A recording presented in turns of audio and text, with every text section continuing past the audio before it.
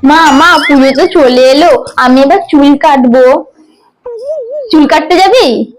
ঠিক আছে যা। তা কি কাটবি?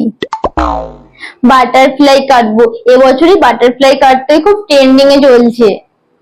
300 টাকা নেবে। আচ্ছা ঠিক আছে, কেটে আয় যা, ব্যাগে পয়সা আছে, ওখান থেকে নিয়ে চুলটা কেটে আয়। মা মা আমি চুল কেটে এসেছি, দেখো তো আমায় কেমন লাগছে।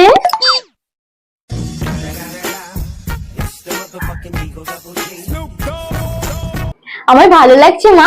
এই কি চুল কেটেছিস তুই? হ্যাঁ, এটা কোনো চুল কাটা হয়েছে? চুল কাটাতে কিছু বুঝতেই পারছি না চুল কেটেছিস বলে।